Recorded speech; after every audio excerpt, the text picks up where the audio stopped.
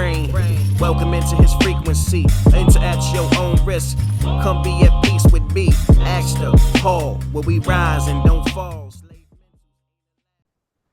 Welcome back to another episode of Baxter's Buzz. I am your host, Baxter E. Hall. Welcome to my brain. Welcome to my frequency. Enter at your own risk. Today, I have a special guest. She's a friend.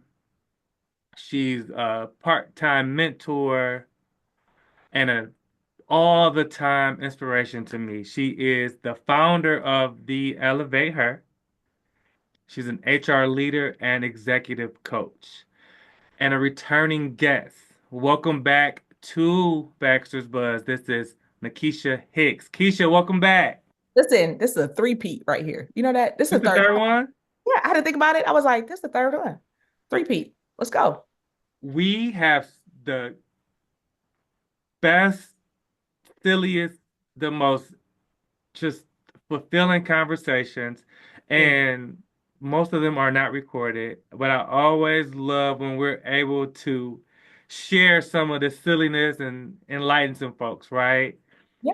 Um, Everything isn't meant for, mass consumption, but this is gonna be really good. And we were off air and you were, you know, kind of schooling me to the person that we'll talk about. And let me kind of set it up the right way. It is March. It is Women's History Month.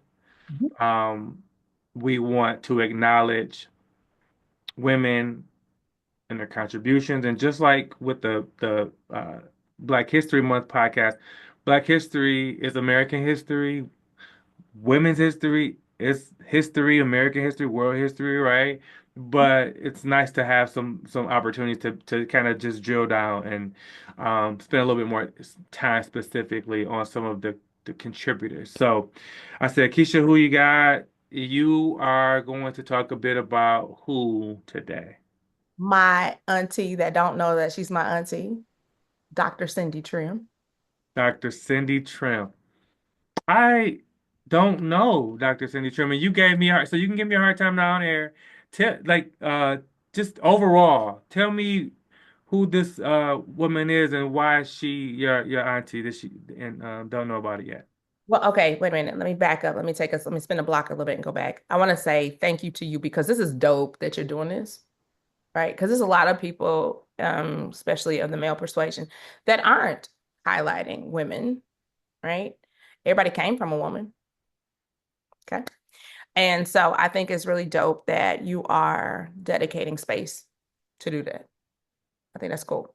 So you got cool points from me for that. Thank you. I'll take it. I'll take it. So Dr. Trimm, you want the short version or the real long version, like the real Kisha version? Give me the short version, then we'll get into some specifics. But just overall, like, generally speaking, like give me the Why she's my auntie. Like she is like, you know how you be like, oh, who do I want to be when I grow up? It's her. wow. Like boss. Like her backstory, I promise you, is almost like, yep, I want to be her when I grow up. Yeah. Yeah. Yeah. What are some of the things that you sort of aspire, like the things that you go, I want to do that. I want to move that way. I want to operate that way. Like, what are some of the things that come to mind when you think about Dr. Trim? Um, she does it anyway. Mm, Whatever it is, she does it anyway. But if she does it, she is fully committed to it. She is all in mm. and does not waver, does not like, nope, all in. And if she sets her mind and believes that she can do something, she is as good as did, as we would say, right? As good as did because she's going to make sure it's done. Give me an example. What's one of the things that you kind of gleaned from her that may have seemed unlikely, or odds were maybe like stacked against her, but she did it anyway. Yeah. So if you go back to just her upbringing, her father actually raped her mother. Um, Yeah. So think about that. Just from the onset, she could have been a complete statistic. And I was listening to an interview, and she was like, I actually am thankful to my daddy. And she said, he gave me everything I need. She said, I have chromosomes from him. I have his DNA. That's all I needed. He didn't have to do nothing else for me. I have this. I mean, she's been a senator. She's like dope businesswoman, author, all these things. And like her past did not dictate where she is in her life. And Mm, that to me is like, man, because you know how people get stuck and yeah. arrested? Like she literally could have been a statistic. And everything that she's done, her body of work, the impact that she's made would have never been made. Yeah. That's an interesting concept. I think about it often, but I was thinking about it specifically this week. I think that the folks that success is like one of those weird words, but just for lack of a better term, a lot of the successful people, I think that they view their challenges differently than most. How so? Like I feel like um, there are people that were in your life that maybe attempted to impede progress or knowingly or unknowingly. I think there's these outside factors that a lot of folks will sort of be on this constant loop of blaming. Mm. And I think that every successful person that I know, or many of them, they view those circumstances differently than the folks that like they've been able to take what they needed to take from them, move on in spite of them, but not be arrested by them, to your Sure. point earlier, where Yeah. they're, still kind of can't get into the future or the present because they're still kind of struggling with whatever they were struggling with in the past. Yeah. So, it's kind of like if you think about trauma, right? And everybody experiences some sort of trauma, work trauma, church trauma, home trauma, everybody, right? Trauma is simply to me just an unmet need, right? So if it doesn't happen for you, it can be traumatic. But I think the thing that maybe what I'm hearing from you is a difference when you process trauma and when you walk around with it unprocessed. Mm, Because to me, and I think about it because I don't look like what I've been through, right? Like I'm supposed to be a statistic. And I think about it as like, but the reason why I'm not is because I processed it. It didn't say that it didn't happen, but the impact on me was lessened because I processed it. So it just became an experience. And yeah, I think when people can move from something being unprocessed to an experience, that yes, it happened to me. It made me who I am. It's a part of the book that is me, right? It doesn't like Men in Black go away, right? It's not erased, but it then doesn't have that same hold on me, if you yeah, will, yeah, right? And so then I'm able to look at that, to your point, look at that in a different light and say, yeah, yo, yeah, right? Like if I laid out everything that happened to me, you'll be like, yo, for real? yeah, Yeah. But I'm not that. yeah, yeah, That is part of my story, but I'm able to take that and move. absolutely, Yeah. absolutely. I was talking to my daughter this week about Nina Simone, and we're gonna get back to Dr. Trim, but the point that I was trying to make to her was that none of us are perfect. We're all incredibly flawed, Mhm. but we can't let those things, our mistakes, define us. Mhm. And and if it's something that we feel compelled to do, we feel like there's a this purpose that we have in our lives. Mhm. We can't let our past prevent us from doing these things or going after these goals, and a a, a, a past decision regrettable um doesn't define who you are today or who you'll be tomorrow. Yeah. And I think that I like that concept of like processing it versus sort of this, it's like a bottleneck that sometimes people can't, they haven't spent enough time with it, they've tried to suppress it, or they are just kind of obsessed with this thing. Mhm. And we still have a amazing opportunity every day. We wake up to sort of do something about it. We don't have to stay there. And I know it's easier said than done. Sometimes you need a little help, right? Sometimes, you need a therapist or somebody to help you process these thoughts so they can kind of Yeah. pass through and you can move on. And Yeah. I think the way you're describing Dr. Trim is like she had these things, but they didn't define her. Mm-mm. She's sounds like she's contributed a ton that will define her much, much more than anything, any sort of setback or impediment that she's had. So you were telling me about one of her books in particular that kind of Yeah. inspired something that Yeah. that a lot of your followers and folks know about. Yeah. So, for those that have rocked with me for a while, they know that I have the morning mindset. And I What started the is morning, it? hey, represent, represent, represent. But I started the morning mindset during COVID. And it was really this whole idea of helping people to shift their minds, right? Because for some people, that threw people off. Just being in a different space and being by yourself, if you were by yourself, all the things. Your mind start playing tricks on you like you ghetto boys, right? Like it's just weird out here, right? It's strange for a lot of people.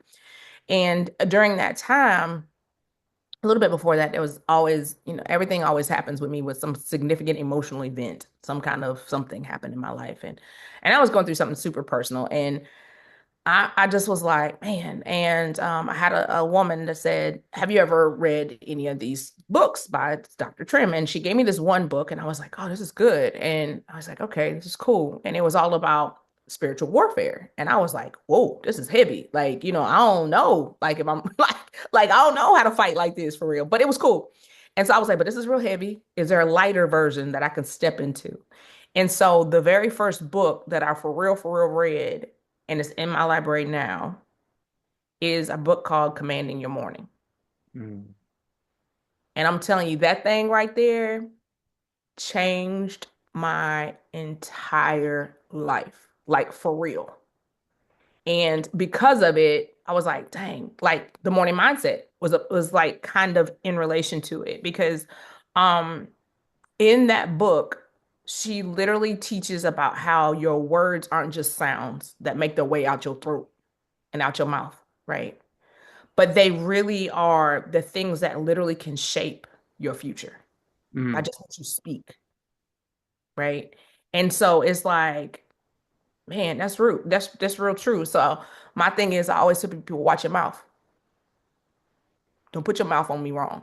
I'm not gonna put my mouth on me wrong, right? Like it's like, yeah, watch your mouth yeah, because literally what you say sets into motion everything around that you see, yeah, yeah. right? It's what you say about your environment. It's what you say about your relationships. Everything is what you say.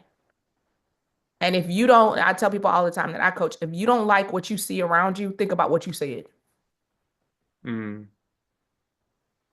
right? mm, Because Dr. Trim says in this book, and it's this wonderful dope quote, and I wrote it down, but she says that we only live to the level of our confession. mm. That's Say that deep. again. We only live to the level of our confession. So it's like, what are you confessing about your life? Yeah, yeah, Right. So if you run around here and you're saying, I'm not good enough, I'm unworthy, well, you're going to live to that. yeah, I can't do it. I'm not ready for it. Okay. You're going to live to that. yeah. But it's like, what are you confessing out of your mouth? And to understand, like, we always talk about, affirmations, and I got them written on my bathroom mirror. Right. But it's like, they're not affirmations, they're activations. Mm, You know what I'm saying? That's deep right there. That's messing with your brain. That's messing with your frequency a little bit. Right? But it it's is. it's true, Yeah, right? yeah. And so it's like, how am I activating? Like, and so in the morning, I get to say, I always say, thank you, Lord, for the new day, right? What happened was is what was yesterday, but today is a new day. And everything that I need for this day is gonna show up.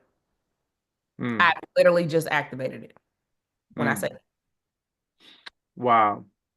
So, um, watching Will Smith interview yesterday, and he's you know, I, I could listen to him and his interviews all day. I've always loved his mindset and his approach. And Yeah. he said, whether you believe that you can or you believe that you can't, you're probably right. Mhm. And he was talking about manifestation and it starts in your mind. Yeah. And those that are really doing these amazing things, you have to pull that from somewhere. That thought had to come from somewhere to say, I can do this. This is where I see myself going. And it has to start there. And it may not seem like a real thought to anybody but you, but that's the only person that it needs to feel real to, right? Yeah. Yeah. It's a quote that says something around um, a vision actually happens twice, once here and then once in real life. Mm, Right. So like you have to see it you have to here see it first. Yeah. You have to see and it in your then mind. then you see it. Yeah. I mean, but it's like what are you being deliberate and intentional about telling yourself? Mm, Right. And I mean, like I said, it changed everything for me. Like I mm, was like, man, it changed how I looked at my business. It changed how I looked at my career at the time. Like what do I want for myself? yeah. And so now it's like my good friend Kim and I, we always say everything is available and nothing is off limits. Like Mm, I'll say that all the time. And I'm like, just imagine that. yeah. Like if you walk around like, and somebody might be like, that's delusional. Is it? Yeah. Is it? Or are you trapped in small thinking? I'm just gonna say, first of all, I'm an optimist. I'm a realist, but Mhm. I'm an optimist. And if you knew my story, you would know why. Mhm. Because there's some odds that were beaten that regular folks would have said, "Oh, that's highly unlikely, improbable, impossible, maybe." The type of work that I do, um, everything starts with just a meeting with someone in a coffee shop or at an event, and then at some point these things turn into new clients, new relationships, new friends. You have to be a little delusional when you're optimistic because if you only believe in what you see, and the pictures probably isn't big enough. Right. That's good. Yeah. You like that? I got I a know you couple got bars. bars. I know you got bars. I All know you right. got bars. Listen, Why do you think? And my niece she calls it mind trash. Why do you think we have so much mind trash? I don't think it's always our fault. I think it's environmental sometimes. There's something about young children where they believe they can do anything. Mhm. And then as we get older, it's like we put more and more like limits Yeah. on our potential. Yeah. There's a piece of science that says around the age 5, we stop asking why. Little kids always why, right? And typically it's because at some point there's an adult that says, because I say so, right?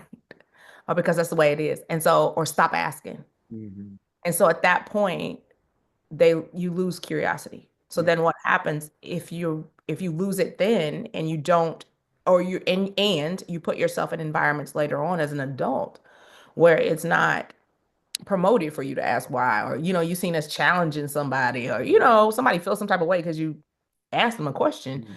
then now you're subject to what the environment says about something and you're not able to make your own decision about anything, right? Mhm.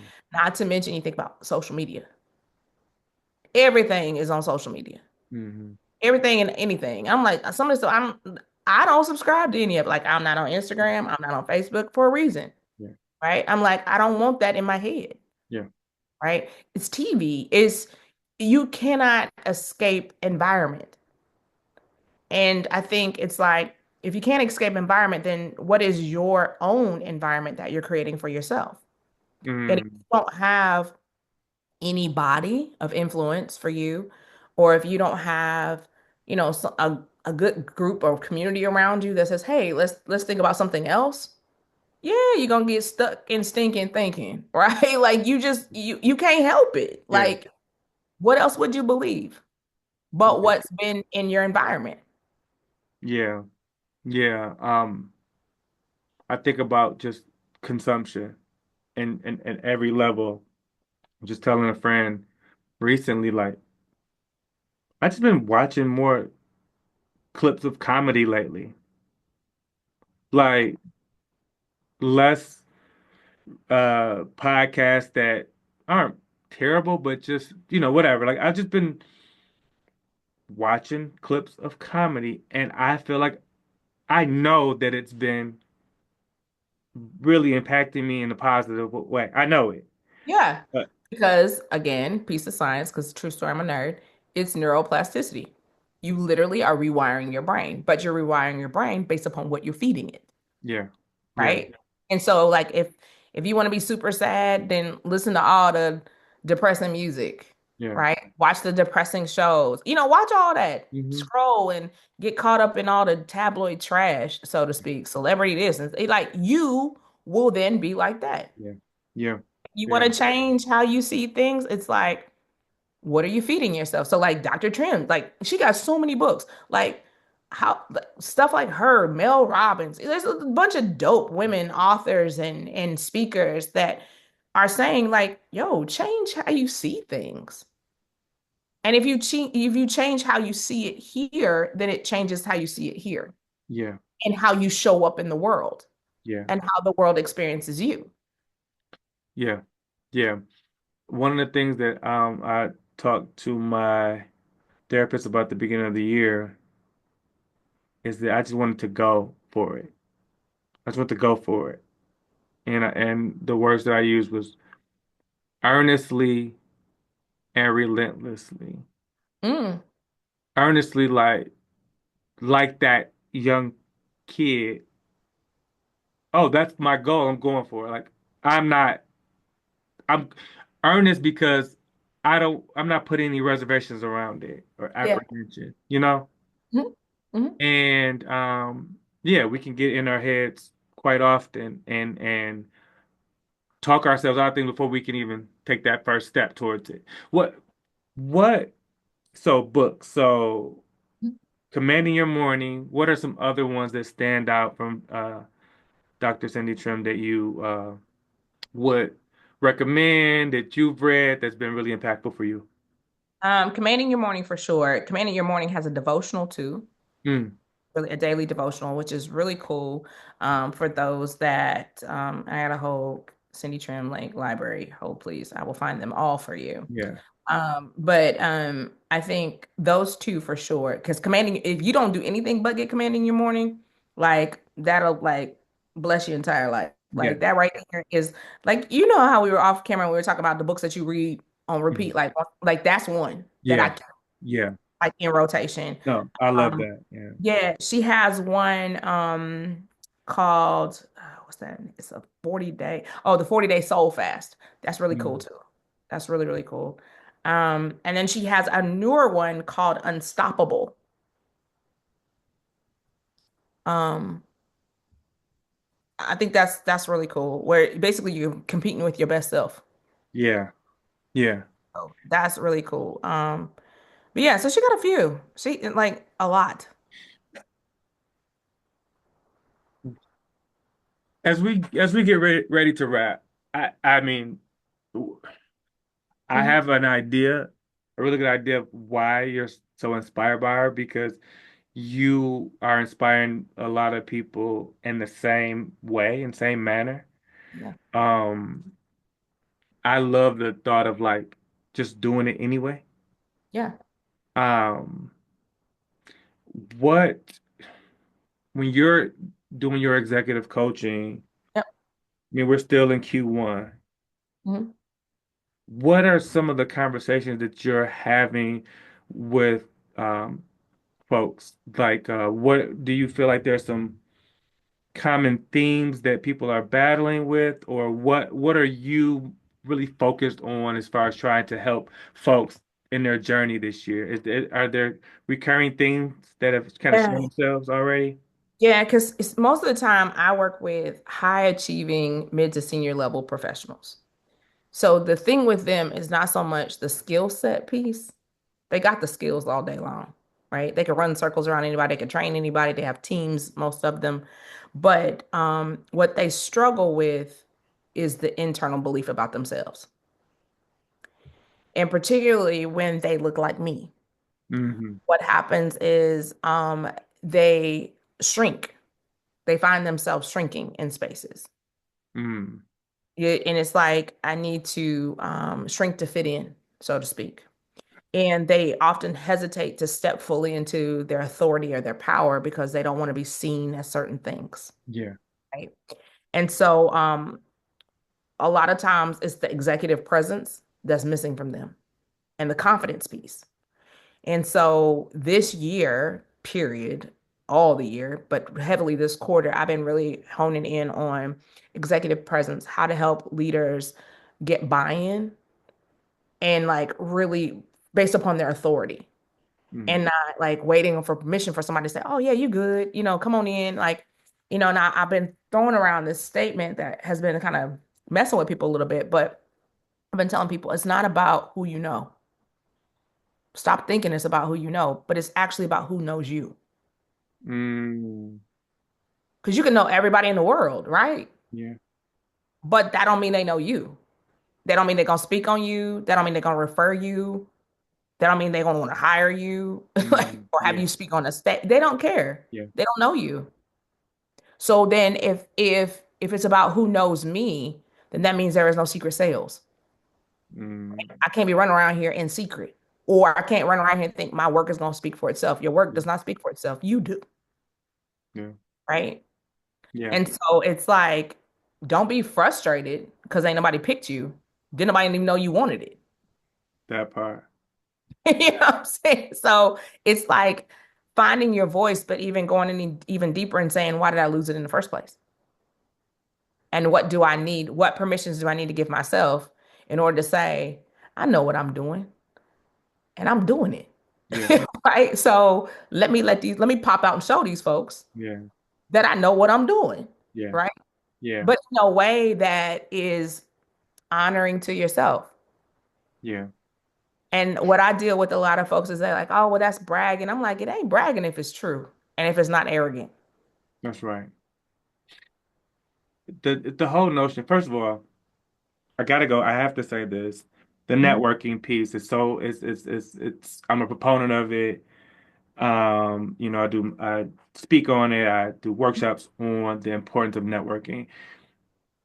What you just talked about is the exposure that you need.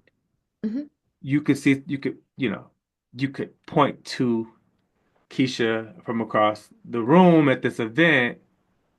Oh, that's Kisha Hicks. That doesn't mean Kisha knows you though, right? Right. Right. And how do you get to Kisha? How do you develop rapport? How do you build Mhm. some sort of relationship with her? You got to get out. You got to get out and put yourself out there. You Yeah. must be present to win. You can't win at the house. You have Mhm. to be in the mix. Mhm. And the um, advocacy we'll speak up more for other people than we will speak up for ourselves. All day long because we want to see people win. Yeah. And ultimately we want to see ourselves win, but it's like sometimes we die to the wrong things. And we die to being, maybe in my immediate circle, we say, I letting our humility be our liability sometimes. But Yeah. it's like sometimes I need to speak up. And if not because for me, but for the voices that couldn't or won't be able to. It's probably true for you too. You might say something that other people wanted to say but can't, but because Sure. of your position, you can, Sure. Sure. right? And just by that, you can make massive impact. But if you just sit on it, right? Like it's like we all got gifts. Your gift is not for you, it's for you to give it away. Yeah. Yeah. We must there are people have been knocking down doors Yeah. for us. Yeah. They've been praying for us. They never knew our names. Yeah. They've been fighting for us, Mhm. and it's important for us to do the same. Yeah, yeah, yeah. So it's like when I like I have very few mentees. I have a lot of coaching clients, but I have very few mentees. And because I'm very intentional about who I mentor, Yeah. right? Because I don't want them to just, be like, oh, I admire her. Like, ooh, Kisha Hicks. Ooh, like, so what? Keisha Hicks got clothes in the dryer. Like, dishes in the dishwasher. Keisha Hicks is Keisha Hicks, okay? Yeah. But it's like, I want you to become the thing that you find inspiring about me. Yeah. That's what you should be doing with a mentor. So it's like, if somebody's of influence to you, it's like, what is the thing that is so Yeah. all about them Yeah. to you? Become that. That's how you pay it back. And then you become that for somebody else. That's right. That's right. Yeah. Let's wrap there. I mean, again, per usual. I mean, my mind is just like all over the place. But I think we're all, and I've been saying this for the last couple of years, it just kind of clicked to me. We're all just looking for permission to do what we know we should be doing. Yeah. And that permission may come through a conversation. Mhm. It may come through reading a book. It may come through a chance meeting. But most of us, we typically know deep down what we want to do. We're just waiting for the right voice at the right time to give us permission for that. You Yeah. know? Yeah. Absolutely. Um, I I want to apply for to be your mentee. We'll talk about that offline. Look, No, she all the slots are full. No, I'm just- she is the founder of the Elevate Her um, morning mindset, um, LinkedIn legend, uh, just the quotable of quotable, um, I got just bars. just like a phenomenal like force and presence that has really challenged me and inspired me from afar. And I'm just have the fortune of calling her a friend now, Kisha. I was gonna say Nakisha, but it's Kisha. On behalf of Nakisha, I am Baxter E. I want everyone that's listening to this or watching this to know that you are all worthy. You just need to embrace your own frequency. Until next time, peace.